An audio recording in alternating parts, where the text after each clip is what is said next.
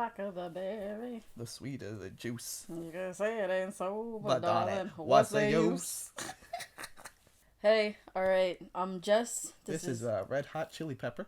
This is Kyle, and we're going to be reviewing Hairspray. Awesome. And let me tell you what, Hairspray is great. It's amazing. Review over, but for all you people who want to still be here, this is a story about an overweight girl who wants to get on TV and be cool. But unfortunately, due to the society's stigmas, she is unable to, but ends up coming in contact with other people who face the same feelings of oppression to form a bond and inevitably get on TV. Hey Jess, What? your music's so good. It is. It's pretty. It's beautiful. Every song, almost. I can't think of a bad song in this I mean, musical. I guess the least memorable one for me was the second one by Queen Latifah, like when they're actually marching. Because there is the first one where she's like, I'm black and I'm beautiful, and that's a great song. Mm-hmm. But it's like, I don't particularly remember. I know that it happened, and I know that it was a powerful scene. I just can't remember that one specifically. Run and Tell That. Like, I'm just gonna say it now. That's my favorite song. That might be one of my favorite songs from any musical ever, because it made me feel awesome. I'm just gonna say there's no better subjective feeling than I liked it because it made me feel awesome. I don't even care. I don't care. It might have its flaws, but you know what? It made a little black girl feel good about being a little black girl. But I think we're kind of understating how good they captured the times. Mm-hmm. And the music just it sucks you in, and it brings you to that time period. And I don't know how. Well, you know how they did it, because the 60s has a distinct sound to it. It definitely has. And all those songs have that in them. Maybe that's why it's so nice for us. The songs are so good that they're actually timeless.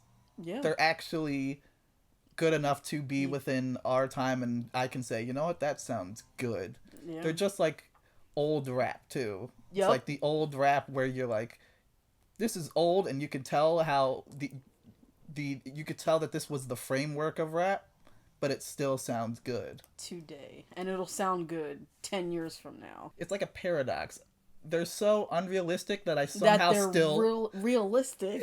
Like, it's like okay, it's because they're in a music. I think they use the fact that it's a musical very well, and the fact that singing is such an integral part of what she's going for, she's trying to get to, and dancing, and the fact that that's what they do in a musical, that it kind of just transitions very seamlessly, and it adds to these characters are very off the wall, and it's like, obviously they aren't. There really aren't people like this. Yeah, but it's so heightened. But it's transitioned so well, and your understanding that this is a musical does heighten it to a level of realism you can't get normally. Somehow, this movie, how does that happen? All of them want to be accepted for some reason, whether it's Tracy, and yes, some people are accepted, and they want to keep their acceptance by putting the other ones down that are not like them. So sorry, white people, that's you in this movie.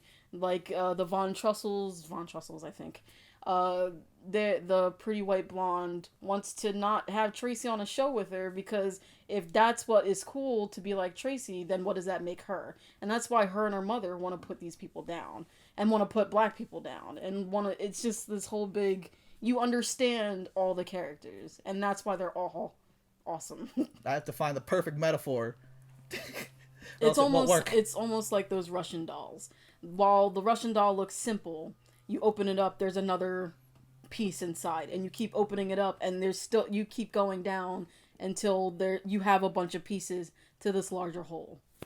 Whereas where a good bit of modern characters are trying to be so complex, and they're unsolved Rubik's cubes, and it's like the audience has to do a lot of effort and put a lot of effort into just trying to understand them, rather than yeah, exactly. Like, you shut up, Jess. Don't be smart. You're not allowed to be smarter than me. Gotcha. Like I was about to say, a character where you find new things that click in your head, like, oh, that's cool, that's interesting, rather than having to solve the puzzle of the character. Yeah. There you go. Fist bump. And that's why the story works, because the characters are great. Yes, and the story is simple as well. Like, it's just about a girl wanting to be on TV, and her friends, who happen to be the black people, also wanting to be accepted and to be on TV. Like, they just want, not just TV, but just accepted in society as a whole. Again, like the characters, the story seems simple on the surface, but once you start looking at it, it's a whole lot to that story. Because the reason we like it so much is because we like the characters, and the characters are good, and the characters the characters enact the story, and the story, it's as if results in character development. Yes. Which makes the characters better. Exactly. Like, their decisions affect the story.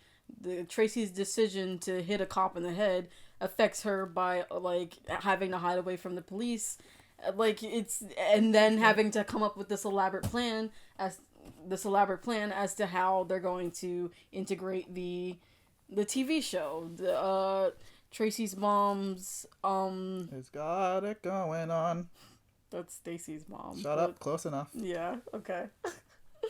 But their decisions are all what makes the story go forward. And we know at the end of it, racism isn't finished. Like, we know that segregation isn't fixed right in that moment because of that TV show.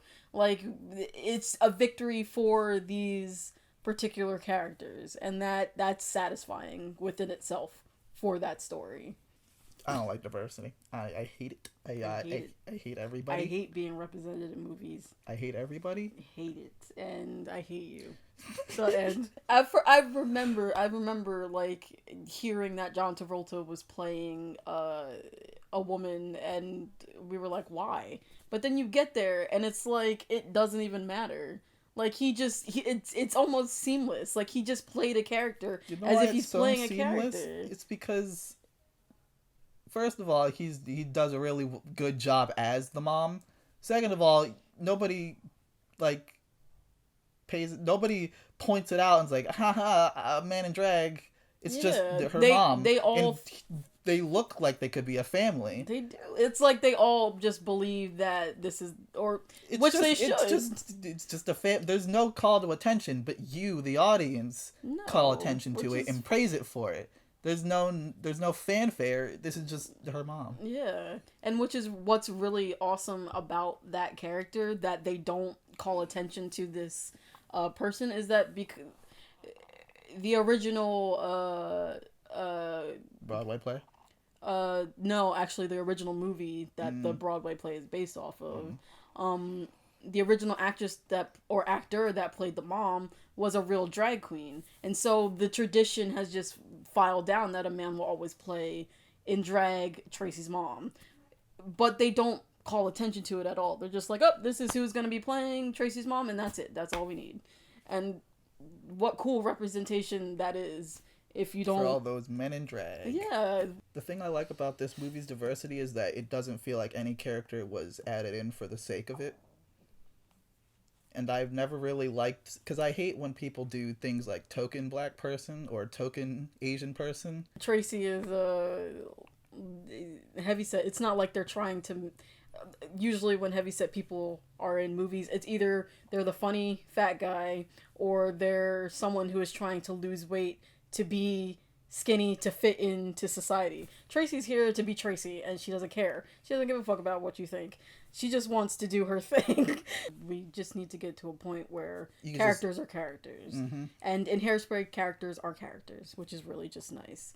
It's nice to just go up and see all these different array of characters and faces without them being, that person for that reason.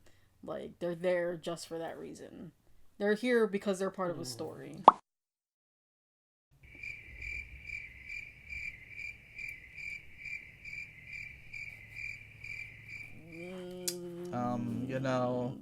That character could be better. I didn't like the tree.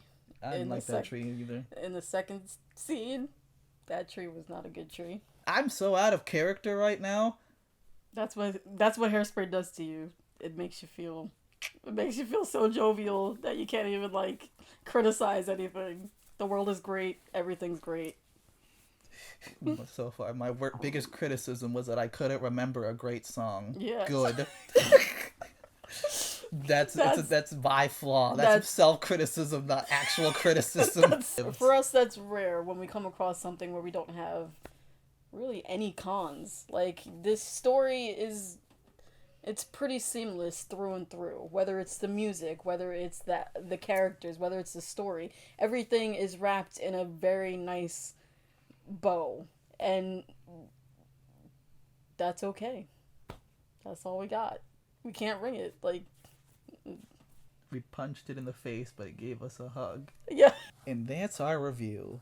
You made it. Thanks for watching. If you liked it, give us a like, subscribe for more content, more reviews, and all that kind of stuff. And leave us a comment. Let us know what you think. Like, are we wrong? Are we wrong that Hairspray isn't the best musical ever? Because I think we're right about that. I'm sorry. So essentially, don't leave a comment about how wrong we are. Leave about how much you think we're right. That's right. And tell us how much you think we're right. And follow us on Instagram, Twitter, and Tumblr. Yep. Because we got stuff on there. Yep, and our links are right here. And you know what? That's it. We'll see you in a couple.